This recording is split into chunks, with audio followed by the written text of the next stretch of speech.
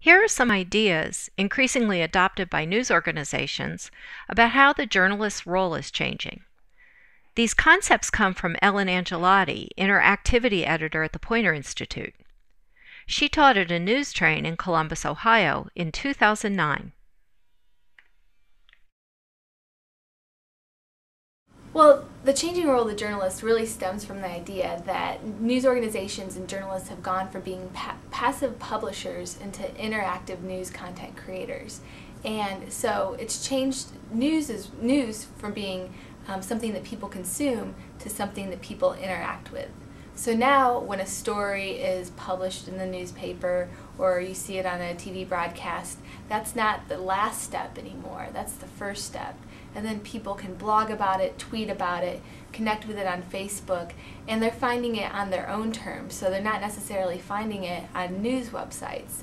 And so all of those elements really contribute to the fact that journalists and news organizations can't go on creating content the same way they always have been.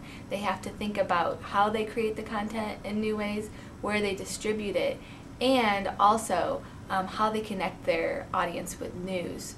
So they might not always be the ones originating the content anymore, but they're guiding people to news stories. Well, I think on a daily basis, we ask readers a quick blog, tweet, that just bits of information that we're trying to gather from them so that we can use that in a story to make that story resonate more with readers.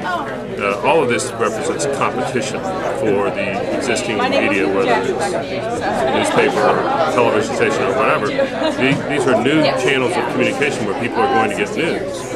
And the question is, how is that affecting your ability to attract and sustain an audience? And it appears to be an easy answer to say you have to be in these channels and providing your news. We're hearing some of that today.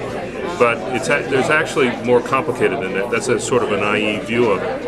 And a lot of the research that I do, media economics is the area that I'm interested in, is focused on that question about how this is affecting people's ability to build and sustain an audience or not to build and sustain an audience, be that as it may. We're very small. I have 4 people on the staff, and I don't have time to allow them to constantly update the web when they need to be out on the street getting the news.